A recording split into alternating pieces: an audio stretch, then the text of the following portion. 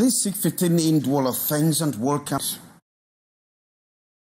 The Karin Ramodi Bleak, the Republic Paul Biya, coming as scholars are divided over its credibility while calling for deeper examination of its full content.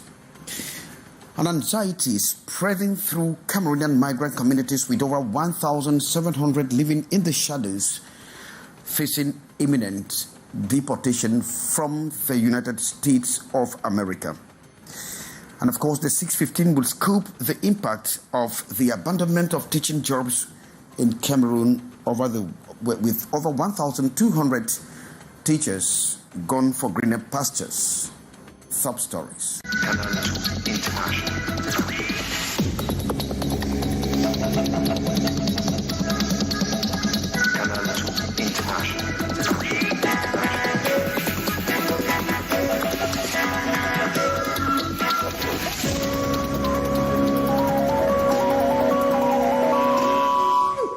Check us on our respective platforms for consultation on Canal International. We begin from Yaoundé, where after the presentation of their report, members of the Cameroon-France Memorial Commission in charge of declassifying the atrocities committed by France from 1945 to 71 actually faced the press.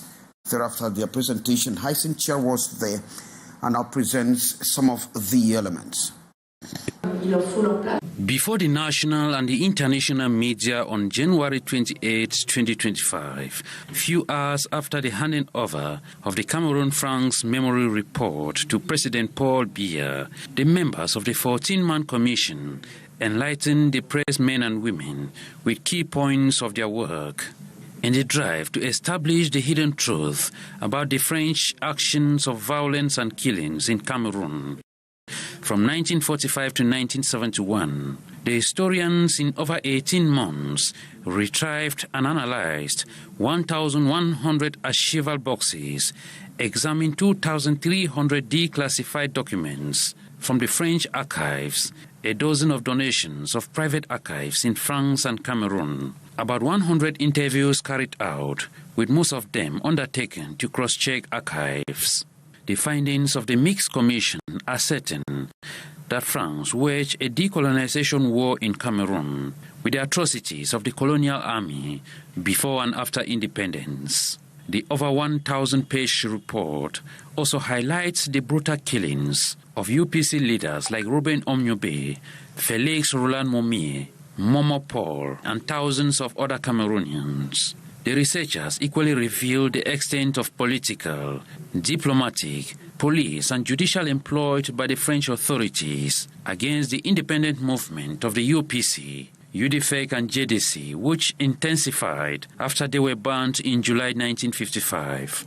The work paints a picture of mass destruction of Cameroonian villages during the decolonization battle, as well as uncovering the political, military, and financial support provided by the French Republic to the Cameroonian state in the fight against the opposition movements after 1960, in a context where the state was moving towards an authoritarian regime. And as traditional rulers increasingly think over political rules in the country, the lines between chieftaincy and politics has seemingly grown thinner as politics continue to grow, or as politics has become a major thing with the traditional chieftaincy. And so with monarchs becoming ministers, mayors, senators, as others, there is a conflict. As critics say, they are certainly impartial in the face of their political affiliation. Morindi. Calls for candidacies from monarchs have created confusion, fostering division and providing that traditional chieftaincies are increasingly becoming subordinated to political powers. One could understand that with the state, they are seeking a way to coexist, or rather that the Republic is trying to use them as a tool to better establish and stabilize itself, and above all, to impose itself permanently on the population, particularly in managing its conflicts with other interest groups. While traditional leadership exists within the context of the Republic, the respect and support for the figure who embodies it should be an obvious norm. In everything that can be said, tradition, men, the only true leader is the President of the Republic, and no one can contest that. What message can be sent when the king has already made his choice? Whether partisan or neutral, it feels like being caught between a rock and a hard place. They have an interest in preserving the freedom of individual choice. But how can they maintain this choice if it contradicts their position as a monarchy? In Yaoundé, following the executive board meeting of the National Council of Traditional Chiefs, the closing declaration expressed their support for President Paul Biya. And why traditional rulers have endorsed President Paul Biya as a candidate for the 2025 presidential election, there is a lot of ink that has been flowing from pens as many are questioning why such an endorsement or an election. Now, Ambo Gladys Zibang takes a look on why these endorsements. In the run-up to Cameroon, with analysts attributing the shift to a deep-seated desire for change amongst the Cameroonian populace. A lot of people have been raising questions about his age and many other factors, and asking him to give an account of the 42 years he has been in power, and they are thinking that probably someone else could be. And I think that's why you're having these divergent views. Change the guards and change the system. I think that is why the bishops who are men of God, they cannot be indifferent, although they are not united in their outing. The traditional rulers, we all know, they are conservatives. I think the overriding interest of Cameroonians is that there should be change, a change of the guards, a change of the system. Observers argue that this heightened focus on Biya, who has ruled Cameroon since 1982, would not have been as pronounced if the nation boasted a robust and organized opposition. If the opposition were doing their work and if the opposition were trustworthy and strong, you would have seen that the attention would have shifted. But when people are looking at the opposition, they don't know who has the capacity in that opposition to actually take the power away from President Paul Biya. The analysts add that after decades under President Biya's leadership, many citizens are now demanding transformative governance capable of addressing the country's most urgent issues, regardless of who steps into the role. I think most Cameroonians yearn to change the system, this hyper-centralized system that has brought about corruption, has brought about tribalism, has brought about bureaucracy, a lot of administrative bottlenecks. Cameroonians are concerned about their problems being solved, whether it's by who, it doesn't matter. Even if it is President Paul Biya, let him just put the right team in place and solve people's problems and there will be peace. As the election year unfolds, all eyes remain on Cameroon's political landscape, with hopes that these moments of intense scrutiny will pave the way for meaningful change in a country on the cusp of transition. And in prelude to the upcoming presidential elections, election media practitioners are already bracing up for credible reporting. And so this is coming within the context of within a different context from the previous elections that they have covered. So seemingly, they will now have something more or new to write home. Hyacinth Chia was part of that. Journalists have a key role to play in the different electoral processes, and there is need to arm themselves for the busy 2025. It is in this light that some are brought together in this workshop on January 29 in Yaoundé. This workshop is designed to enhance journalists' understanding of electoral cycle and their role at each stage, equip participants with the skills to identify and counter election misinformation and disinformation, foster responsible journalism by promoting neutrality, balance, and fairness in election coverage. Organized by Action for Development and Empowerment in partnership with the British High Commission and Community Media Solution, The journalists from the 10 regions of the country are drilled on countering manipulation at all stages. As journalists, we are often trapped by the propaganda, disinformation, which can really be detrimental to the process, the electoral process, and can actually harm the democracy of a country. Journalists are the watchdogs of the society, and they have that duty to ensure that the electorate are making an informed choice of who they want their leaders to be. And it is a crucial role that journalists need to step into and play it well. It is not a time for journalists to just do the normal reporting they have always done. They need to be very abreast with the processes. That an occasion for Elections Cameroon to also consolidate links with the media men and women for a better reporting of the electoral drive. You also want the media to come to Elecam and get the right information and give that right information to the public, so that the public will be well assured that what they are having is the right information. There will be trust, there will be confidence, and that is how we can create an environment for a credible, free, fair elections in Cameroon. One of the principal assignments given the trainees is to preach political inclusion.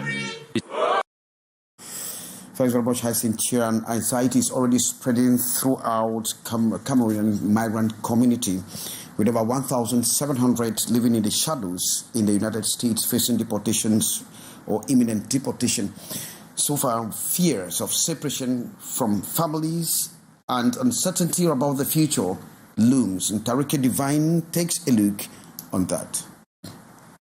Fear and anxiety are steadily sweeping through Cameroonian communities across the U.S. as the Trump administration intensifies its crackdown on illegal immigration.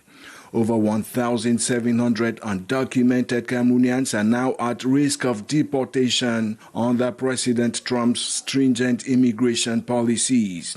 Indeed, in just 1 week into his return to office, the Trump administration has already deported thousands of undocumented migrants from various countries.